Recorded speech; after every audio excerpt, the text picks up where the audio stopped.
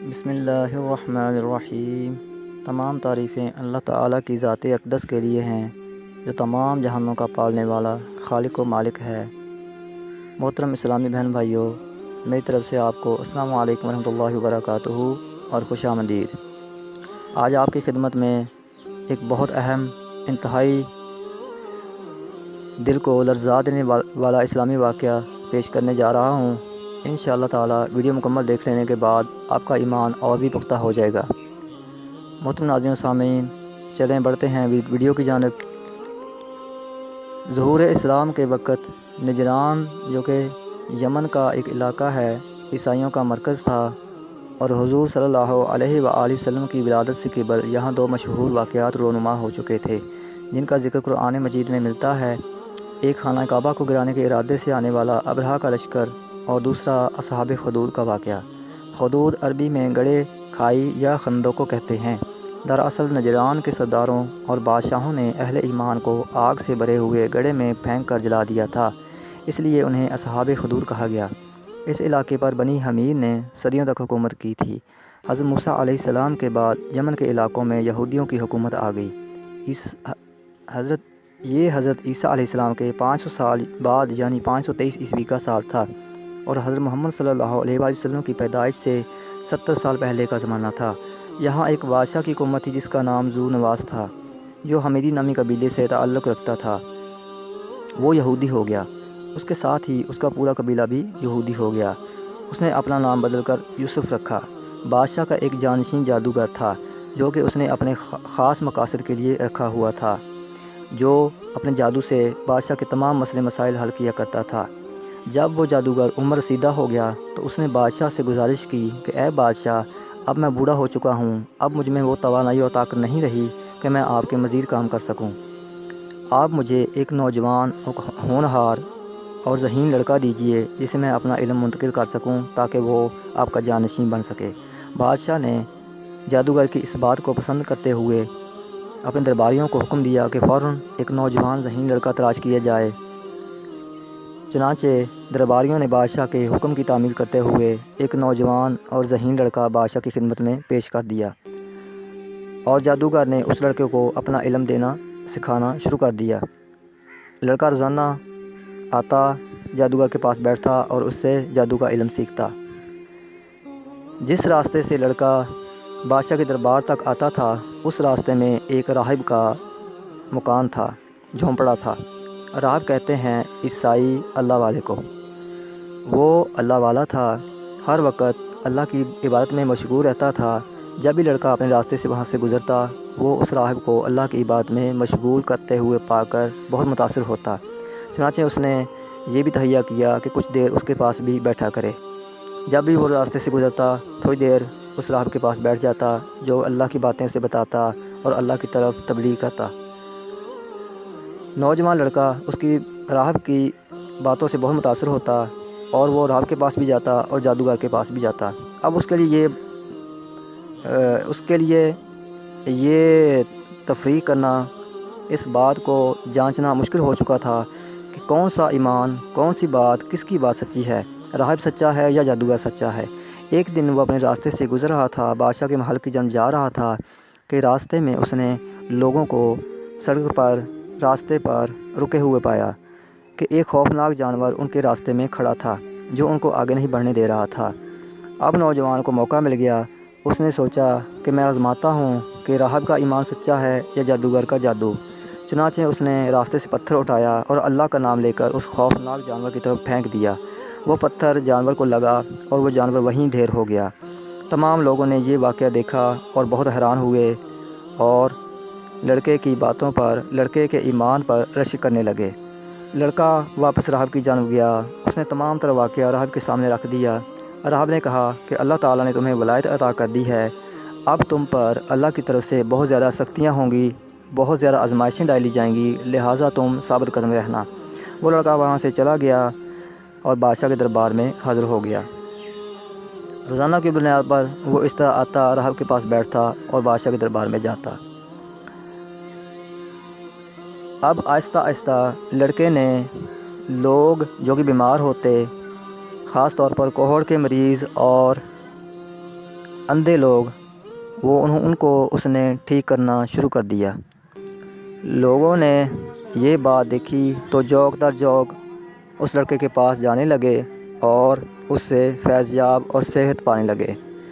لیکن لڑکا اس بات پر لوگوں کو ٹھیک کرتا، اللہ کے حکم سے اس بات پر ٹھیک کرتا کہ وہ ان کو کہتا کہ تم ایمان لے آؤ گے تو میں تمہیں ٹھیک کروں گا۔ چنانچہ لوگ ایمان لے آتے اور اس سے صحت یاب ہو کر واپس چلے جاتے۔ یہ بات آہستہ آہستہ بادشاہ کو سننے میں آئی کہ لڑکا کامل ایمان ہے اور لوگوں کا علاج کرنا شروع کر دیا ہے۔ بادشاہ لڑکے کی اس شہرت پر بہت رنجیدہ ہوا، بہت اس کو غصہ آیا۔ اس نے لڑکے کو آزمانے کے لیے اپنا ایک جانشین بھیجا جو کہ اندھا تھا۔ وہ جانشین لڑکے کے پاس تحفے تحائف لے کر گیا۔ اس نے اس سے کہا کہ اے لڑکے، تو مجھے ٹھیک کر دے، مجھے نظر نہیں آتا۔ لڑکے نے وہی شرط اس کے سامنے رکھی کہ اگر تم اللہ پر ایمان لے آؤ گے تو میں تمہیں ٹھیک کر دوں گا۔ لہٰذا وہ اس بات پر راضی ہو گیا۔ لڑکے نے اللہ کا نام لے کر اس کی آنکھوں پر ہاتھ رکھا اور وہ دیکھنے لگا۔ وہ فوراً جو جانشین جو اندھا وہ واپس بادشاہ کے دربار میں گیا۔ اس نے سارا واقعہ اسے بتایا۔ بادشاہ نے کہا کہ تم کس طرح دیکھنے لگ گئے؟ اس نے کہا کہ میرا اللہ ہے جس نے مجھے صحت یابی عطا کی۔ بادشاہ نے کہا کہ تیرا خدا تو میں ہوں، وہ کون سا خدا ہے تمہارا جس نے تمہیں ٹھیک کیا؟ اس نے کہا میرا اللہ ہے جس کا کوئی شریک نہیں ہے، وہ واحد ہے۔ بادشاہ کو درباری کی اس بات پر بہت غصہ آیا تو اس نے اسے قید کر لیا اور بہت زیادہ دردناک سزا دی۔ اس بات کو جانتے ہوئے لڑکے کو بہت دکھ ہوا۔ اب بادشاہ نے لڑکے کو دوبارہ بلایا اور اس سے کہا کہ وہ اپنے دین سے، اپنے ایمان سے پھر جائے۔ لڑکے نے صاف انکار کر دیا۔ اس نے کہا کہ تو جو مرضی کر لے، میں اپنے ایمان سے انحراف کرنے والا نہیں ہوں۔ لہٰذا بادشاہ نے اپنے درباریوں کو حکم دیا کہ لڑکے کو پہاڑ کی بلند چوٹی پر لے جایا جائے اور وہاں سے اسے گرا دیا جائے۔ اس کے درباریوں نے ایسا ہی کیا۔ لڑکے کو پہاڑ کی بلند چوٹی پر ڈال دیا گیا، کھڑا کر دیا گیا اور تمام آہستہ آہستہ چوٹی پر چڑھنے لگے۔ لڑکے نے اللہ سے دعا کی کہ اے اللہ، اب تو ہی مجھے بچا لے، جس طرح بھی بچا لے۔ لڑکے کے دعا کرنے کی دیر ہی تھی کہ پہاڑ لرزنے لگا اور وہ سب پہاڑ سے نیچے گر کر مر گئے۔ بادشاہ کو اس بات کی خبر ملی تو وہ اور زیادہ غصے میں آ گیا۔ اس نے لڑکے کو پھر بلایا۔ لڑکے نے کہا تو جو مرضی کر لے، تو مجھے نہیں مار سکتا جب تک اللہ مجھ کو نہیں مارے گا۔ تو بادشاہ نے اپنے درباریوں کو پھر حکم دیا کہ لڑکے کو کشتی میں بٹھا کر دریا میں لے جاؤ اور وہاں اس کو پھینک دو۔ انہوں نے ایسا ہی کیا۔ جب وہ لڑکے کو لے کر دریا میں گئے، کشتی میں بٹھا کر وہاں پہنچے تو لڑکے نے پھر وہی دعا کی کہ اے اللہ، تو مجھے بچا لے، جس طرح بھی بچا سکتا ہے۔ لہٰذا وہ کشتی پانی کی لہروں سے ہلتے ہوئے پانی میں غرق ہو گئی اور اللہ نے اس لڑکے کو بچا لیا۔ پھر بادشاہ کی خدمت میں وہ حاضر ہوا۔ اس نے کہا اے بادشاہ، میں نے تم کو کہا تھا نا کہ تو مجھے نہیں مار سکتا، تو صرف مجھے ایک ہی صورت مار سکتا ہے۔ بادشاہ اس کی بات سن کر حیران ہوا۔ اس نے کہا کس طرح؟ لڑکے نے کہا کہ تو مجھے ایک کھلے میدان میں لے جا، اپنے تمام درباریوں کو، اپنی تمام رعایا کو، عوام کو وہاں لے جا اور اللہ کا نام لے کر مجھے تیر مار، تب میں مروں گا۔ اس نے کہا کس طرح؟ اس نے کہا تو پڑھنا بسم اللہ رب الغلام، یہ پڑھ کر تم مجھ پر تیر مارنا اور میں مر جاؤں گا۔ بادشاہ نے ایسا ہی کیا۔ لڑکے کو کھلے میدان میں لایا گیا، درخت سے باندھ کر اس پر تیر کا نشانہ لیا۔ تیر چلانے سے پہلے اس نے لڑکے کے وہی جو الفاظ اس نے بتائے تھے، بسم اللہ رب الغلام، یہ پڑھ کر بادشاہ نے اس پر تیر چلایا اور وہ لڑکا مر گیا۔ یہ سب دیکھ کر وہاں تمام درباری، تمام رعایا جو بادشاہ کے دربار میں حاضر ہوئے تھے، بادشاہ کی تمام جو رعایا تھی، وہ سب معاملہ دیکھ کر اللہ پر ایمان لے آئے۔ بادشاہ نے کہا یہ تو کام بہت خراب ہو گیا، جس بات کا ڈر تھا وہی ہوا۔ تقریباً 20,000 لوگ اللہ پر ایمان لے آئے۔ بادشاہ کو بہت زیادہ شدید غصہ آیا۔ اس نے اپنے درباریوں کو حکم دیا کہ ایک بہت بڑی خندق کھودی جائے، بہت بڑا گڑھا کھودا جائے جس میں آگ جلائی جائے اور تمام قوم کو، تمام لوگوں کو جو ایمان لے کر آئے تھے اس میں پھینک دیا جائے۔ لہٰذا انہوں نے ایسا ہی کیا۔ علاقے کے ارد گرد تمام جگہوں پر گڑھے کھودے گئے اور اس میں بے تحاشا آگ جلائی گئی اور تمام کو باری باری اس میں پھینکنا شروع کر دیا۔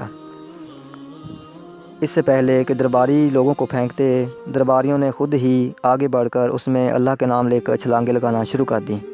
جب تمام مر گئے، تمام کو اس میں ڈال دیا گیا، تو آخر میں ایک ماں اور اس کا ایک بچہ جو کہ بہت چھوٹا تھا وہ رہ گئے۔ ماں بہت رنجیدہ ہوئی، بہت پریشان ہوئی، لیکن بچہ اللہ کے حکم سے بول پڑا کہ اے ماں تو گھبرا مت، کامل رہ، اللہ پر ایمان رکھ اور چھلانگ لگا دے۔ ماں نے بچے کے منہ سے یہ الفاظ سنے اور فوراً آگ میں چھلانگ لگا دی۔ تو محترم ناظرین و سامعین، اس طرح تمام اہل ایمان اس آگ میں جل کر شہید ہو گئے۔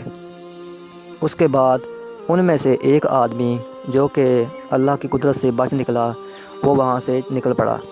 وہ فوراً قیصر روم کی خدمت میں حاضر ہوا۔ اس نے تمام تر اس ظالمانہ واقعے کی جو کہانی تھی اس کو سنا دی۔ قیصر روم نے نجاشی جو کہ حبشہ کا بادشاہ تھا اس کو خط لکھا کہ فوراً اپنی فوج کو تیار کرے اور یمن پر حملے کے لیے تیاری کرے۔ چنانچہ حبشہ کے بادشاہ نجاشی جو کہ عیسائی تھا، اس نے 70,000 کی فوج تیار کی اور یمن کے علاقے پر حملہ کرنے کے لیے بھیج دی۔ بہت شدید لڑائی ہوئی جس میں ذو نواس مارا گیا۔ اس کے بعد وہاں عیسائیت کا جو تھا غلبہ ہو گیا، لیکن عیسائی اس علاقے پر قابض ہو گئے۔ تو محترم ناظرین سامعین، یہ تھا آج کا واقعہ۔ امید کرتا ہوں کہ آپ کو انشاءاللہ بہت پسند آئے گا۔ واقعہ بیان کرنے کا مقصد صرف یہ ہے کہ آپ اور مجھے اپنے ایمان پر پختگی ہونی چاہیے۔ اللہ کے جو بندے ہوتے ہیں جن پر اللہ کو مکمل ایمان ہوتا ہے، وہ کسی بھی مشکل سے گھبرایا نہیں کرتے۔ تو محترم ناظرین، میں آپ کو اس کا حوالہ قرآن مجید کی روشنی میں بتا رہا ہوں۔ یہ تمام تر واقعہ اللہ تعالیٰ نے سورۃ بروج میں جو کہ 30ویں پارے میں ہے اس میں بیان کیا ہے۔ آپ اس کی تشریح اور اس کی تفسیر مکمل طور پر اس میں پڑھ سکتے ہیں۔ امید کرتا ہوں کہ آج کا واقعہ، آج کی ویڈیو آپ کو بہت پسند آئی ہوگی۔ ویڈیو پسند آنے کی صورت میں چینل کو سبسکرائب کیجئے، ویڈیو کو شیئر کیجئے، اور امید کرتا ہوں کہ انشاءاللہ ہم سب کا ایمان پختہ ہوگا۔ ہم کسی بھی مشکل سے جو کہ ہمارے دین میں حائل ہوگی اس سے گھبرائیں گے نہیں، اور انشاءاللہ اپنے دین پر کامل رہیں گے۔ تو امید کرتا ہوں کہ انشاءاللہ اس بات پر ہم قائم رہیں گے۔ اللہ تعالی ہم سب کو عمل کرنے کی توفیق عطا فرمائے۔ آمین ثم آمین۔ السلام علیکم ورحمۃ اللہ وبرکاتہ۔